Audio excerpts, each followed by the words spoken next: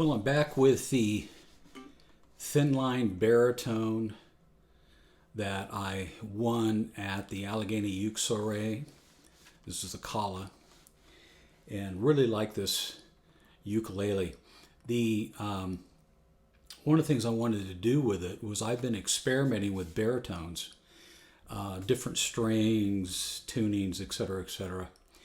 In fact, the last video I did, Christmas Time is Here, if you looked in the notes, that was a Cordoba 24B that was tuned to DGBE, but it had a high D. First time I've ever used that tuning. It's usually a low G, a low D.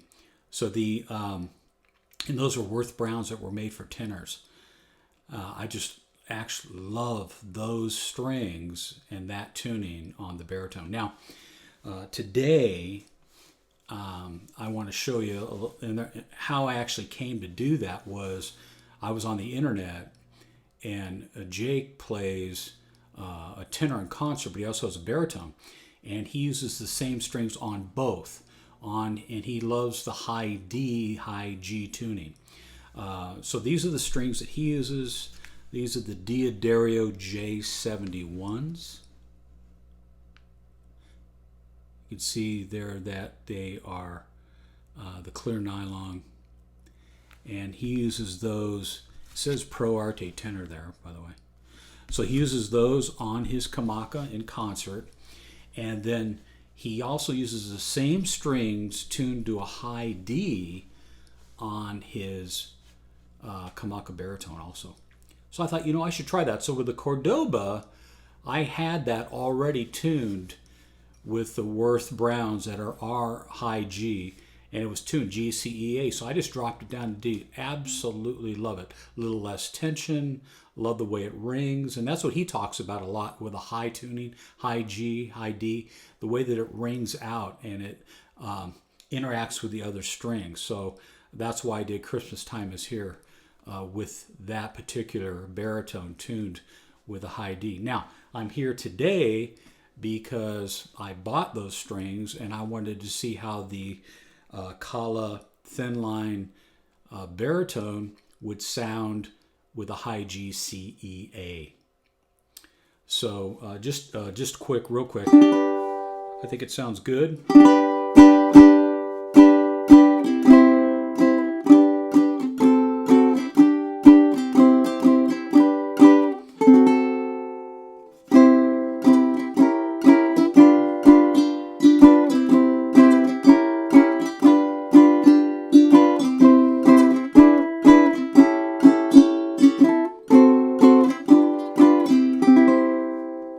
Beginning of Christmas Time is Here.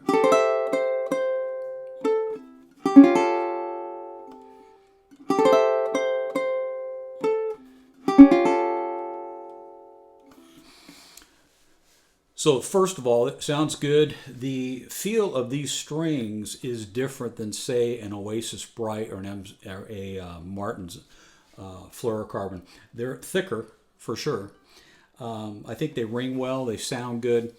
One of the things that I really like to do when I play is I like to feel the backside of the instrument vibrating against my body. I feel like it's good resonance, etc. Now, I'm going to tell you that I can feel that with the J71's tuned G, C, E, A. Obviously, they're a high G. If I drop this down to the D, G, B, E with a high D, it resonates twice as much. So you should know that. I have tried that tuning with these strings on this a ukulele. Sounds great. Now, I think the real question is, and we get this on the Ukulele Underground forum all the time, people asking, can I have a tenor and tune it D, G, B, E? Or can I have a baritone and tune it G, C, E, A? And I think that's one of the great things about the baritone is the different tunings you can get, different strings you can use. I've done some of that, and I think it sounds great.